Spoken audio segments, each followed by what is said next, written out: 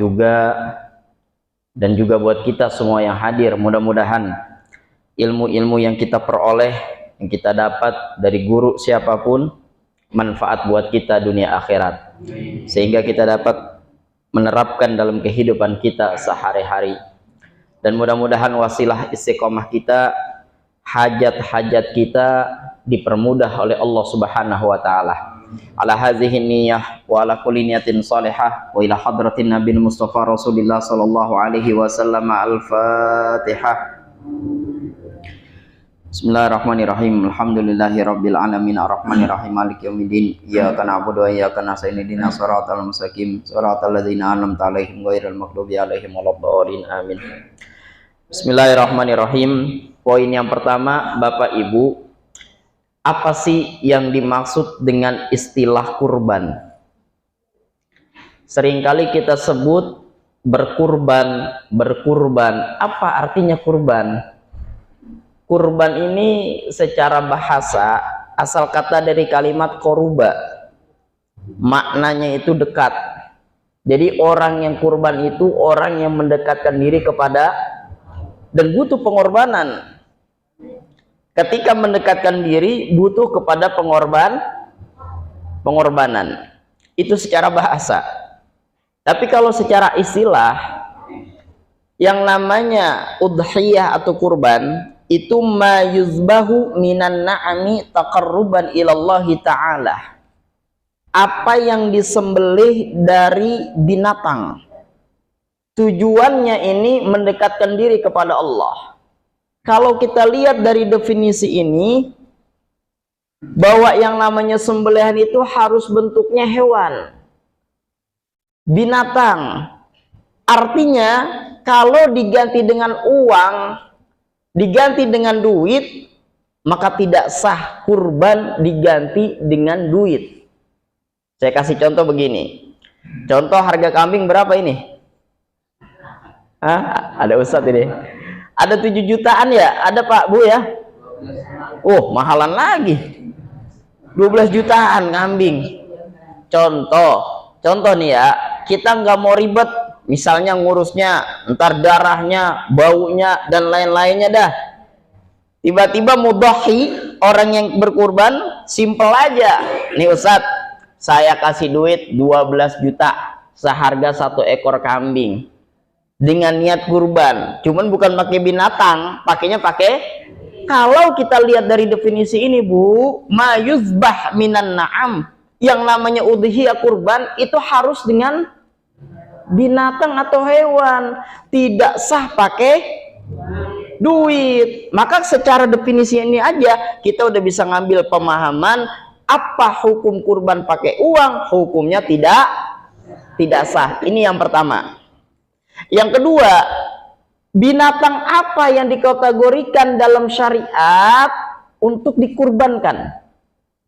Binatang banyak apa kagak Bu? Apa kucing? Apa semut? Lah kan binatang juga. Nah di sini fikih menjelaskan yang dimaksud dengan na'am, binatang yang disyariatkan untuk dikurbankan, pertama adalah ibilun, onta. Nih musola Firdaus kalau kurban onta apa nih? Kebo. Onta belum onta? Ntar sama Abi Hasan. Onta Bu, onta kurban. Lalu yang kedua adalah bakor. Bakor apa bakor? Sapi. Yang ketiga gonam. Gonam apa gonam? Kambing. Kalau kita lihat ya, binatang yang disyariatkan untuk disembelih cuma 3 Bu sebenarnya. Pertama onta, kedua sapi, ketiga kerbau. Dari mana yo? Cuma 3 sebenarnya. Lah terus kerbau termasuk kagak? Nah, karena kerbau ini musyabahah, menyerupakan dengan sapi, maka ulama memasukkan tuh boleh kurban pakai kerbau. Berarti binatang yang terkhusus untuk dikurbankan 1 onta, 2, 3, 4. Benar ini, pinter langsung bisa semua ini. Itu khusus binatang itu, berarti selain itu boleh apa kagak? Lah nggak masuk kurban, Bu. Contoh ya, kuda. Boleh nggak kuda kita potong? Boleh aja, kuda siapa yang mau dipotong? Tapi masuk nggak kategori kurban? Lah enggak masuk. Udah pernah jajalin daging kuda, Bu? Sama. Nah, ini ada tujuannya Bapak Ibu. Apa tujuannya? Taqarruban ilallah, mendekatkan diri kepada. Kenapa sampai mendekatkan diri pada Allah? Kalau bukan karena Allah, Pak, berat kurban. Beneran, Pak. Tadi disebut sama Ustadz Hasan, berapa satu ekor kambing? 12 juta. Bayangin kalau kita punya duit. Kita kan kalau kagak punya duit mah ngomongnya lancar banget, Bu. Nih kalau duit kagak ada nih di kita, megang duit apa kagak sekarang ini? Ibu mau kurban kagak? Dong kagak punya duit, pasti ngomongnya begitu. Mau kurban, coba kalau megang duitnya, taruhlah 2 juta. Coba saya tanya, 2 juta dipegang sama ibu, ibu mau kurban? Berapa Ustaz? 12 juta. Ya Allah, mahal banget. Begitu jawabannya. Punya duit. Makanya kurban ini taqarruban ilallah, mendekatkan diri kepada Allah. Kalau bukan karena Allah berat, Bu, apalagi kebo. Berapa Ustaz harganya kebo? Hampir 35 jutaan. Lumayan bisa DP mobil itu, Bu. Makanya tadi saya bilang mendekatkan korban artinya dekat kepada Allah, butuh dengan pengorban. Kalau kita lihat peristiwanya Nabi Allah Ibrahim, pengorbanannya anak. Kalau sekarang bukan anak, duit, kontrakan, apalagi tuh yang dapat penghasilan lalu kita kurbankan. Kalau kita berani butuh pengorbanan, mendekatkan diri kepada Allah Subhanahu wa Ta'ala. Tapi kurban ini ada waktunya, Pak, Bu. Enggak sembarangan. Ini bulan apa nih? Saya gue tahu, Bang, Mei ini. Zulqa'dah, bener ya? Udah masuk belum? Udah masuk ya? Zulqa'dah. Habis Zulqa'dah, Zulhijjah. Nah, kurban ini ada waktu khususnya, enggak sembarangan. Dari mana disyariatkannya, di bulan apa, tanggal berapa? Min yauma'idin nahar ila akhiri ayyamit tasyrik. Dimulai kurban itu pas banget nanti masuk bulan Zulhijjah pada hari Idul Adha. Tanggal berapa? 10 bulan Zulhijjah, bukan bulan Juli ya. Zulhijjah hijriahnya. Itu pun Bapak Ibu masuk bulan Zulhijjah bukan tanggal pertamanya, bukan tanggal keduanya, bukan tanggal tiganya, tapi tanggal 10-nya. Dan tanggal 10-nya itu pelaksanaannya ba'da sholat Idul Adha, setelah sholat Idul. Jadi kalau tanggal 10 Zulhijjah ibu nyembelih kurban habis subuh, sah apa kagak? Padahal udah masuk bulannya, udah masuk tanggalnya, tapi pelaksanaannya setelah subuh. Artinya bagaimana maksudnya ini, Pak? Maksudnya, Bu, bahwa kurban itu ada waktunya. Berangkat dari sini, definisi ini, ada pertanyaan begini. Pak Ustadz, andai kata ada orang belum akikah,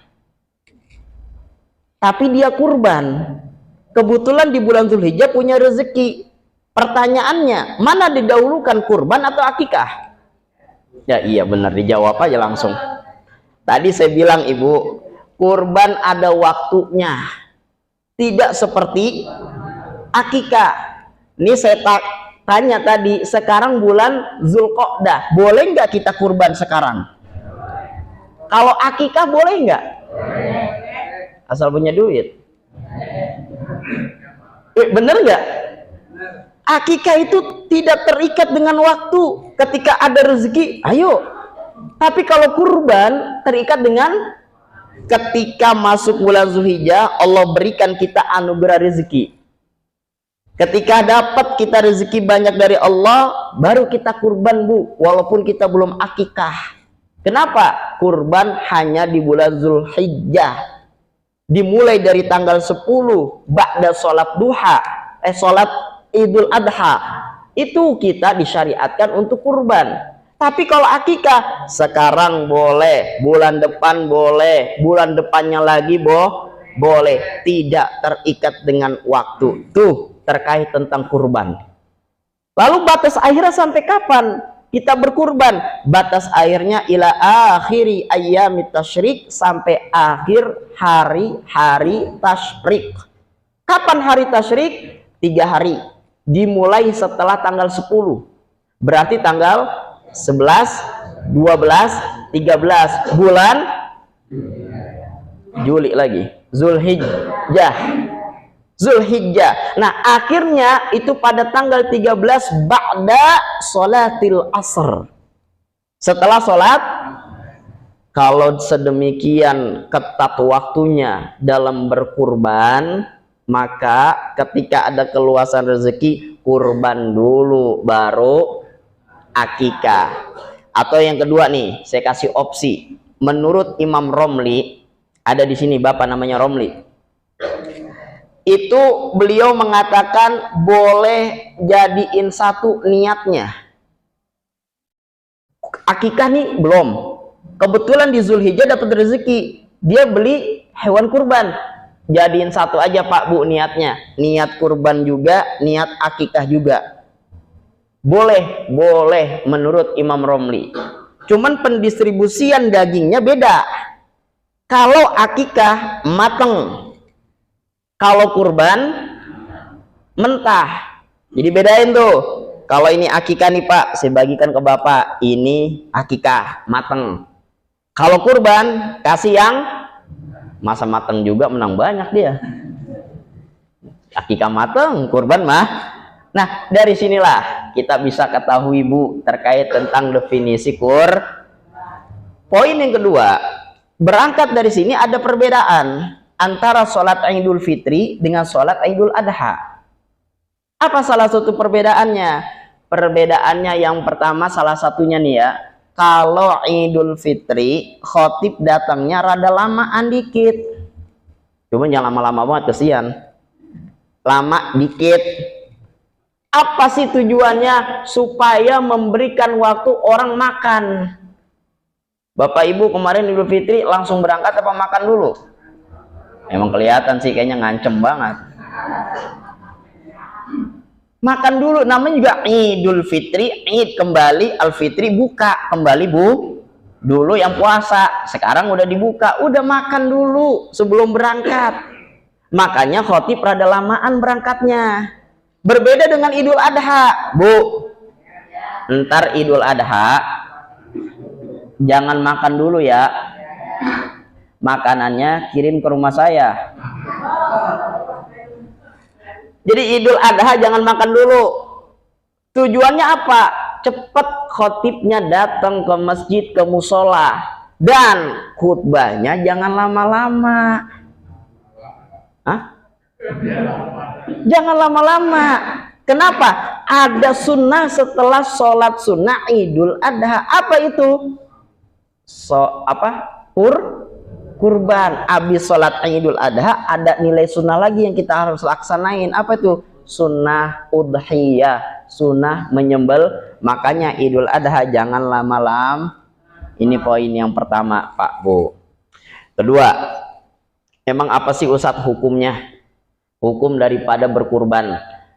Hukum berkurban Bu, menurut Imam Syafi'i di dalam kitab At-Taqrib, wal udhiyatu sunnatun muakkadatun. Hukumnya adalah sunnah muakkadah. Ibu tahu artinya sunnah muakkadah Ibu? Enggak. Bapak tahu? Kalau tahu saya tutup ini langsung. Yang namanya kurban itu hukumnya sunnah muakkadah, itu benar-benar sunnah yang dititik tekankan oleh Nabi. Kalau bahasa saya hampir nyerempet ke fardu, hampir menjadi wajib, hampir, tapi belum wajib, nggak wajib, sunnah, cuman sunnah muakkadah. Nah, berangkat dari hukum ini Pak Bu, berarti memiliki sebuah penekanan yang luar biasa dari Kanjeng Nabi ke kita semuanya, sampai dihukumkan oleh ulama sunnah muakkadah. Artinya Bapak Ibu, kalau kita dikasih rezeki sama Allah Subhanahu wa Ta'ala, jangan disia-siain. Jangan sampai kita kagak kurban. Kita bela-belain beli motor bisa, beli yang lain giliran beli kebo berat, habis duitnya. Maka sampai ada ultimatum dari Nabi Shallallahu Alaihi Wasallam, fala yaqrabanna musallana, janganlah kau mendekatkan tempat ibadah, tempat sholat kami ketika punya keluasan rezeki, kagak ada niat untuk berkurban. Apalagi di sini kita udah punya guru, kita udah ada nih, alhamdulillah, tinggal pesen, insya Allah diskonnya besar-besaran. Ya. Nah ini Bu, terkait tentang masalah hukum. Nah, yang ketiga poinnya, ada istilah di kita sekarang Ustadz, ada arisan kurban, ada iuran, ada arisan, ada PT-PT, patungan. Itu sebenarnya boleh apakah kagak sih? Patungan kurban, terus iuran kurban, atau arisan dah. Nah oke, kita lihat Ibu. Pertama, arisan dulu dah. Sekarang ini orang ada aja Bu caranya, entah pakai arisan, entah pakai patungan. Oke, kita bahas yang arisan. Bagaimana hukum arisan kurban? Kalau dikata hukum arisan kurban, saya katakan boleh, silakan. Tapi konsekuensinya buat yang nggak dapat, sabar, jangan marah. Karena yang namanya arisan ketika dikocok yang keluar berapa? Ya iya, satu. Nah sekarang itu arisan yang dibeli kambing, contoh yang ikut 12 orang, kan tadi 12 juta, satu orang 1 juta, dikocok dah tuh di bulan Zulhijjah, kocok, keluar dah tuh namanya si Fulan. 1 ekor kambing buat berapa orang? 1. Nah kalau yang lain gak keluar, berarti yang lain sabar, yang lain Pertanyaannya, mau nggak model begitu? Kita kan secara kagak langsung berarti bantuin dia itu, bener nggak? Nah kalau secara hukum arisan ya silakan lah, boleh aja. Cuman rela kagak begitu? Yang mendapatkan pahala kurban cuma 1 orang Bu. Siapa itu? Yang keluar namanya. Yang kagak keluar namanya, lah kan dia kagak kurban. Tapi dapat pahala nggak? Dapat pahala kebaikan, bukan pahala kurban. Yang enak bagaimana? PT-PT, patungan. Tapi belinya jangan kambing, kebo, onta dong sekali-kali Bu. Onta atau sapi, itu kan kapasitasnya berapa? Nah jangan pakai lewat 7 orang Pak. Kenapa lewat dari 7 orang? Lah kan kapasitas sapi berapa? Kan 7. Kalau lewat dari 7, 8. Satunya kagak dapat pahala kurban. Makanya enaknya udah 7 tuh. Nanti kalau udah 7 keluar semuanya patungan, udah dapat 7 orang itu pahala Ingat, lebih jangan, kurang sayang. Kan kapasitasnya 7. Jangan pakai kurang 6, tambahin 1. Cuman nambahin juga duitnya, jangan nemplok namanya doang. Nah ini terkait tentang masalah hukum patungan kurban atau arisan kurban. Boleh dua-duanya, asal yang arisan bisa nerima, yang nggak dapat. Kalau yang patungan biar adil, sama pukul ratanya berapa. Kalau kerbau harganya berapa, bagi 7. Sapi harganya berapa, bagi 7. Jangan lupa lebihin buat panitia, buat konsumsi, buat pembersihan dan lain-lainnya. Nah inilah terkait tentang masalah hukum kurban, definisi kurban, apa hukum arisan kurban atau iuran. Nah sekarang Bu, banyak di sekolah-sekolah nih anak kita, bener nggak Bu? Ada edaran tuh kepada wali murid, anak dibebankan untuk bayar kurban 75.000 per orang. Pas banget kita lihat yang dibeli kambing. Dari berapa orang itu? Ya, yang dibeli kambing. Kambing buat berapa orang? Ya, yang jadi pertanyaan saya itu, kalau duitnya dari beberapa murid yang dibeliin 1 ekor kambing, itu kambing atas nama siapa? Atas nama kepala sekolah? atas nama sekretaris atau bagaimana? Ini mohon maaf Bapak Ibu, saya ngomong begini bukan berarti melarang anak kita kagak bayar iuran kurban ini. Jangan salah paham Bapak nih.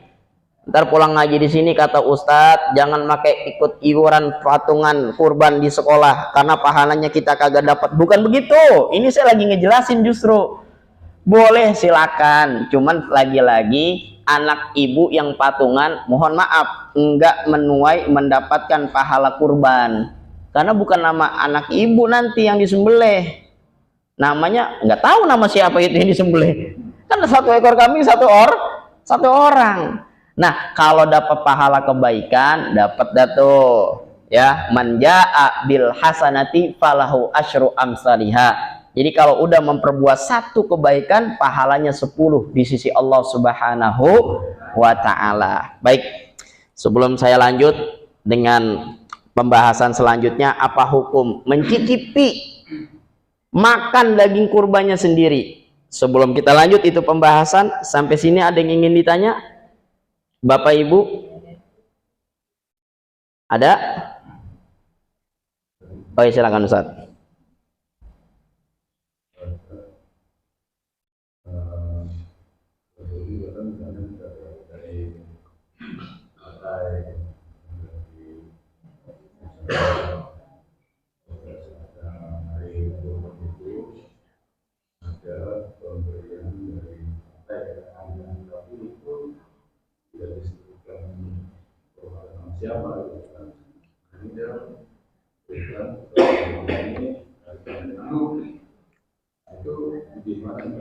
Baik, Ibu, Bu, ada yang nanya begini, kurban dikasih sama partai, kayaknya ini tim sukses ini semuanya nih.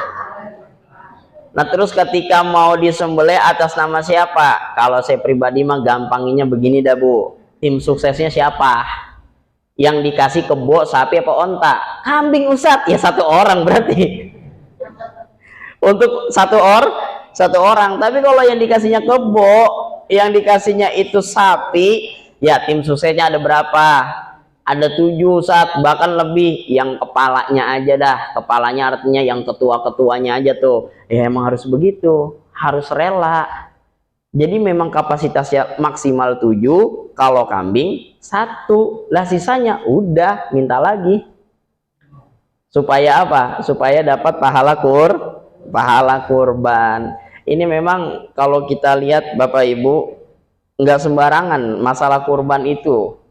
Jadi nggak seenaknya kita mengatasnamakan. Bahkan nanti kita akan bahas nih, apa hukumnya memberikan kurban atau mengkorbankan buat anak buah, mengkorbankan buat pegawainya, mengkorbankan buat pelayannya. Apakah itu boleh atau tidak? Nanti kita bahas tuh di setelahnya ini ada.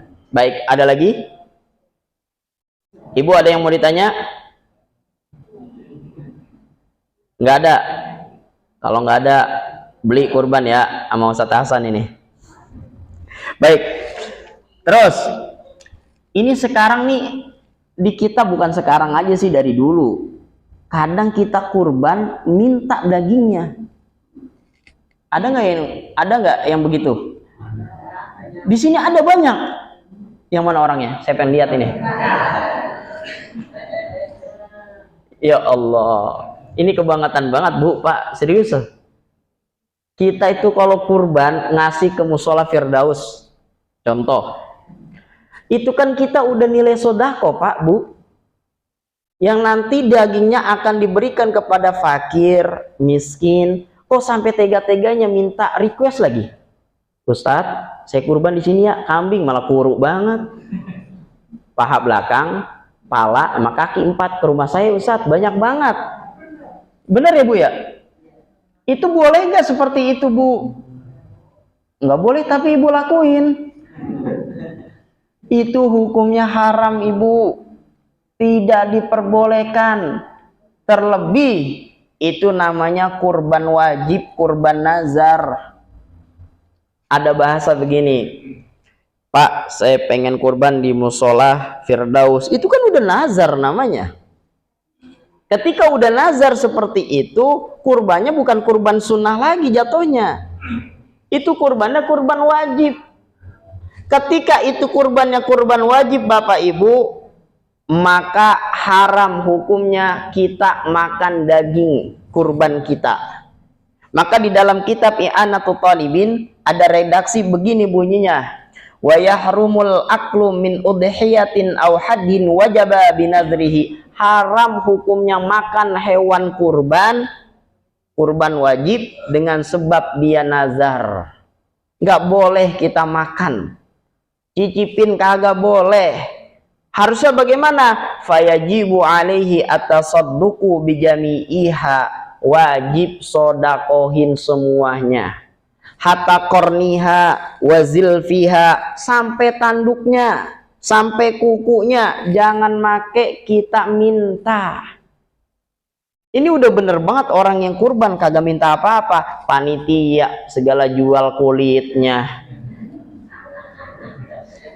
Bukan di sini. Di sini mah nggak tahu saya bagaimana. Ini orangnya udah bener banget Bu, udah ngikut ngaji, dagingnya kagak minta. Ya, panitia tanpa sepengetahuan yang punya hewannya, dia jual kulitnya. Hasilnya dikantongin, bener nggak? Banyak yang begitu Bu. Roman-romannya bagaimana ini Bang? Jangan begitu. Yang punya aja kagak minta. Ini yang kagak punya cuman dititipin doang, makin ngejual. Jangan. Apalagi kurbannya kurban wajib. Ada konsekuensinya nggak Ustaz? Andai kata kurban wajib dimakan juga. Ada Ibu. Di dalam kitab I'anatul Talibin, falau akala syai'an min dzalika gharama badalahu lil fuqara'i. Andai orang berkurban, makan kurbannya. Ini kurbannya kurban wajib nih. Dengan sebab nazar, dia wajibnya. Dimakan kurbannya, dagingnya. Maka konsekuensinya adalah gharama badalahu lil fuqara. Wajib diganti untuk diberikan kepada orang fakir. Jangan Bu, Pak. Kita kalau udah niat kurban, apalagi udah nazar itu, haram hukumnya makan. Andai kita makan juga Bapak Ibu, wajib ganti yang kita makan, berikan kepada orang yang membutuhkan. Sama akikah. Coba saya tanya nih, Bapak Ibu udah di akikah apa belum? Nah, belum akikah. Akikah Pak Bu. Akikah Pak Bu, walaupun udah pada tua. Cuman bedanya ntar kalau ibu mau akikah, pala ibu nggak usah pakai digunting. Rambut ya, bukan kepala. Lah kalau anak bayi kan begitu ya, asyraqal badru alaina, digunting rambutnya. Kalau ibu ini mah udah pada ubanan, udah biarin, nggak usah pakai digunting. Nah, ini sama wahalnya sama akikah. Bapak Ibu, andai kata kita punya anak nih, kita akikahin anak kita, itu kita sebagai bapaknya jangan makan Bu akikahnya.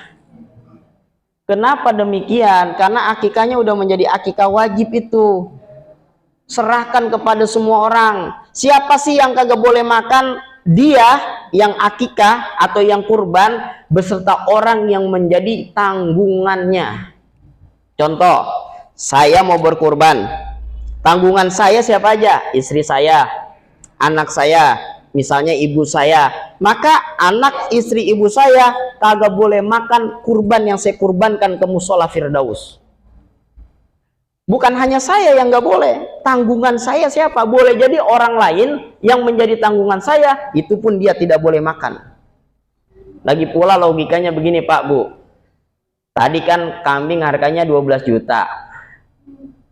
Kalau dia 12 juta mampu beli itu kambing, masa iya pengen minta daging lagi? Kalau dia pengen minta daging, beli aja di pasar 1 kilo berapa? Nggak nyampe 12 juta. Kan logikanya begitu. Ya Bu ya? Ntar bulan haji, bulan kurban, kalau ibu mau kurban jangan minta dagingnya. Ini kadang-kadang panitia nih, ada yang modelnya baik banget panitia, baik banget. Orang yang udah kurban, dia udah kagak minta Pak Bu. Cuman ada inisiatif dari panitia. Kasihan juga ini orang. Masa dia kurban kita nggak bagi, kuat dibagi sama panitia. Ada panitia model begitu, bahaya banget. Nah, kalau panitia model begitu, begini caranya. Ntar kalau ada panitia di sini, bahasa kitanya ada empati nggak enak sama orang yang kurban. Jangan kasih dagingnya, Pak. Saya kasih contoh. Saya kurban di Firdaus, kambing. Si B kurban kambing. Kambing sama kambing. Nah, kalau orangnya kagak minta dagingnya, tapi ada kebijakan dari panitia mau ngasih, jangan kambingnya. Tuker. Kambing B buat saya, kambing saya buat B. Kasih. Kalau pengen kebijakan dari panitia. Ustadz ribet kalau begitu. Yang nyuruh jadi panitia siapa? Kan harus emang ngatur begitu tugasnya. Jangan enak doang jadi panitia. Bener Pak Bu?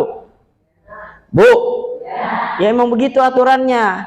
Ustadz kalau andai kata dibagi nanti yang punya komplain, lah ini perasaan bukan kambing saya. Kagak tahu Bu dia.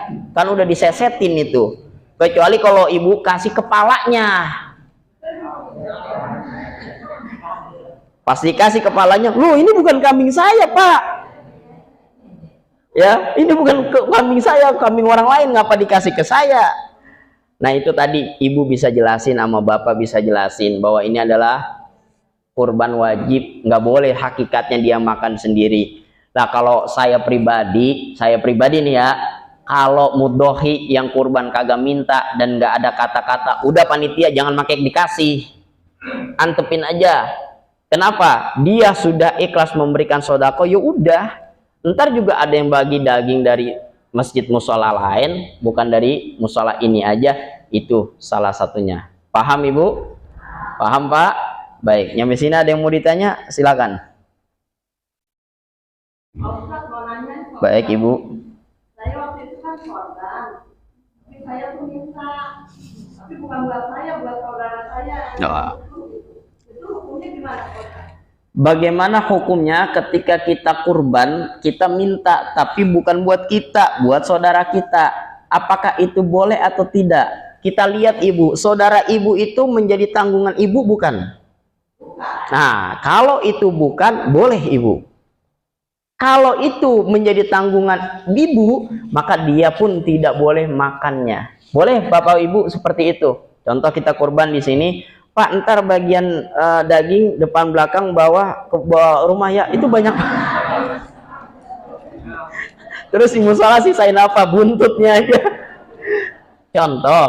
Nah, itu bukan buat ibu misalnya. Buat siapa? Buat saudara ibu. Boleh. Silakan, gak jadi masalah. Asalkan jangan buat kita, ya. Buat saudara kita yang bukan menjadi tanggungan kita. Gitu. Baik, ada lagi? Ada Bapak?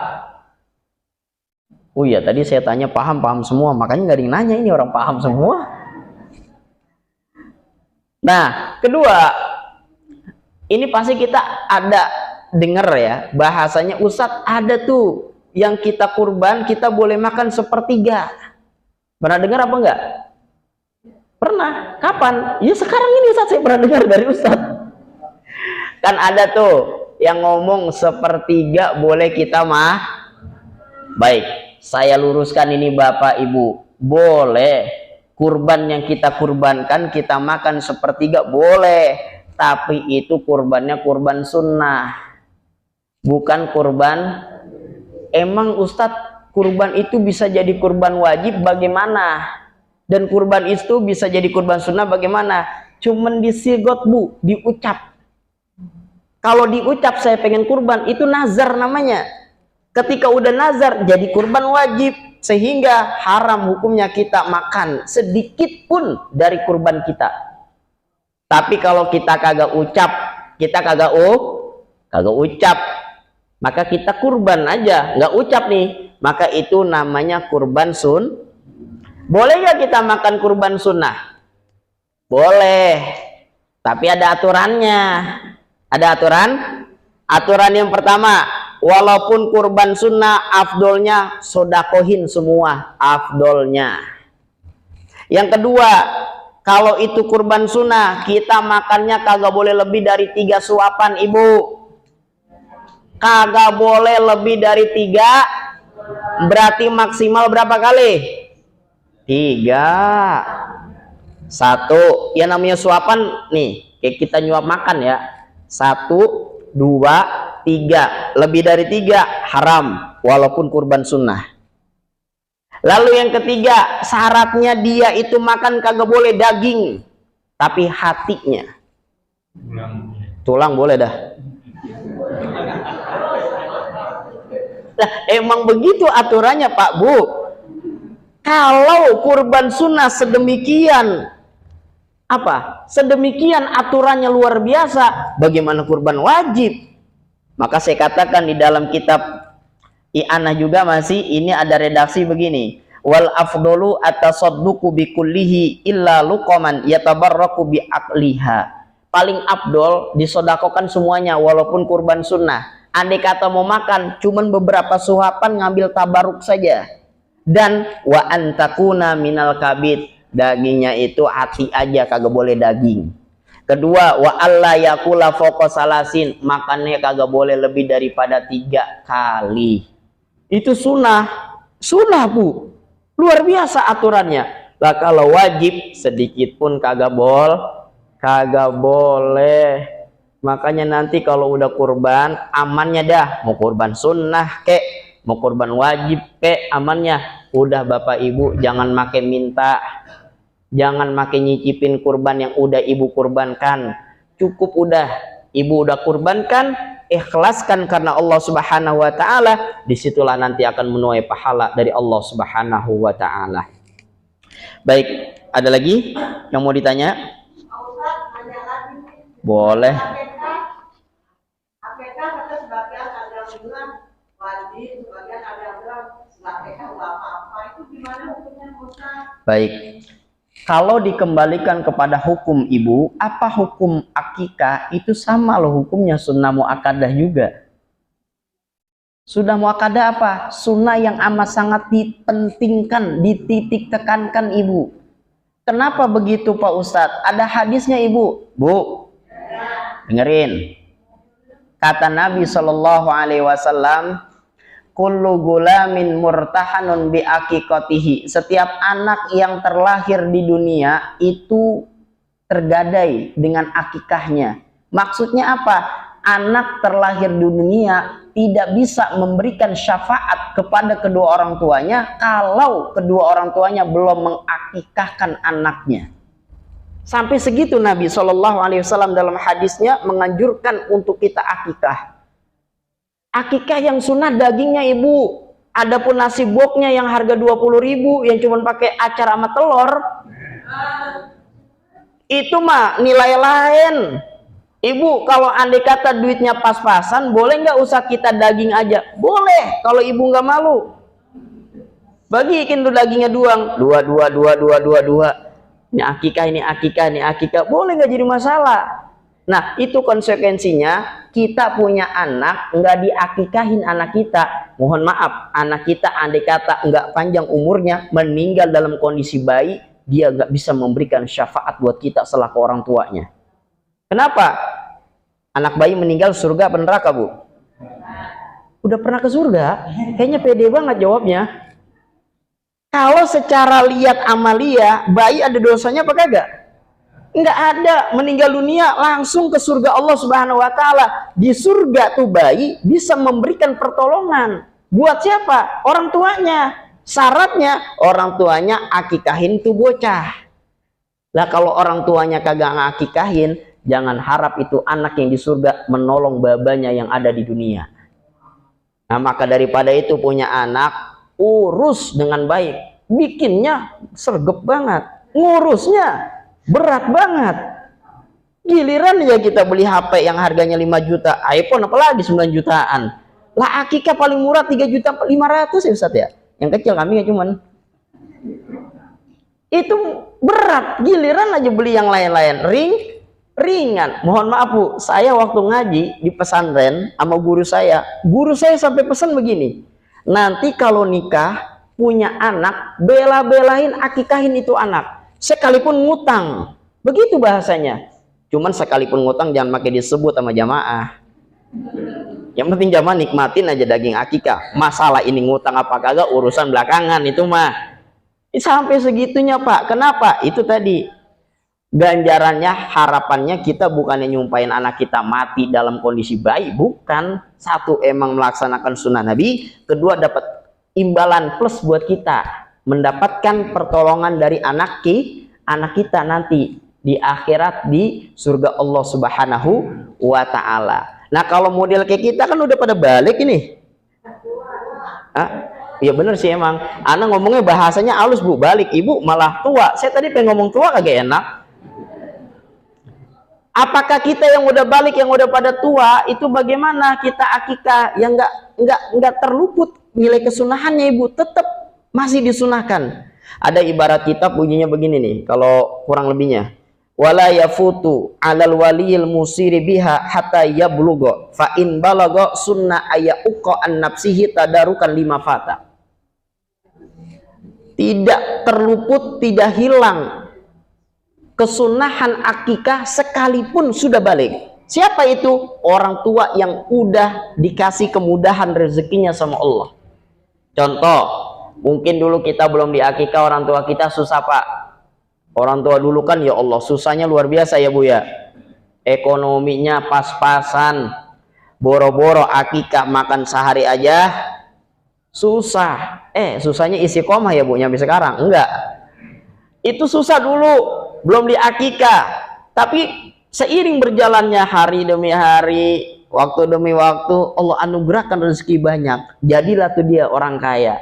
Nah, ketika jadi orang kaya, dia ingat dulu belum diakikahin sama bapaknya. Nilai kesunahan akikah tidak terluput begitu aja. Dia punya duit, tadarukan lima fata, biar dia nyusul dulu yang belum pernah diakikah, dia akikah sendiri. Itu nggak ngapa-ngapa. Contoh Bu, saya dulu emang belum diakikah sama saya punya orang tua. Karena ketika saya ngaji, ada tuntutan nilai kesunahan yang itu nggak hilang ketika saya dewasa. Dan kebetulan saya sudah punya penghasilan setiap bulan. Kemarin awal pengen nikah, saya tasyakuran malamnya, saya akikah buat saya sendiri. Cuman pas asrokol, pala saya kagak dipegang-pegang begitu tuh.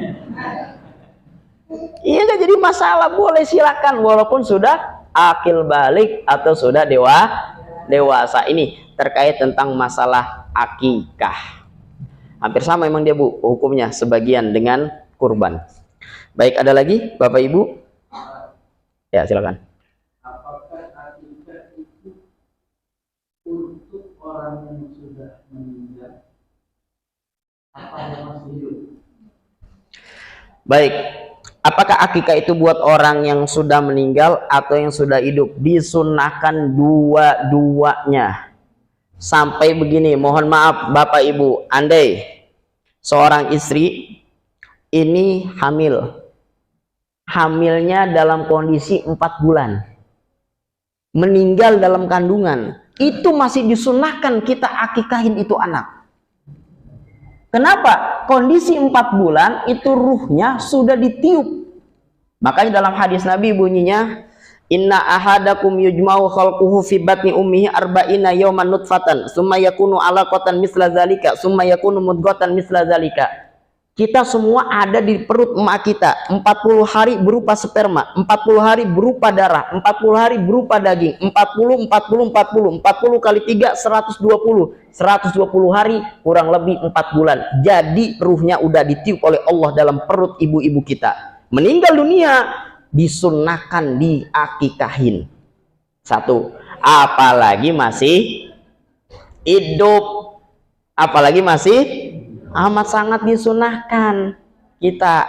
Atau yang ketiga, orang tua kita meninggal dunia dulu belum diakikah, berarti kan udah tua nih, namanya orang tua berarti udah tua, meninggal dunia tuh belum diakikah, itu tetap Ibu masih disunahkan.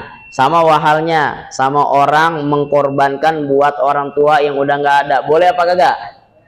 Ada yang mengatakan boleh, ada yang mengatakan enggak. Yang mengatakan boleh itu mau wasiat kek, mau nggak wasiat kek, boleh kita kurbankan atas nama almarhum.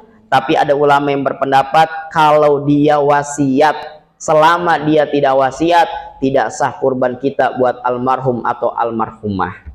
Baik,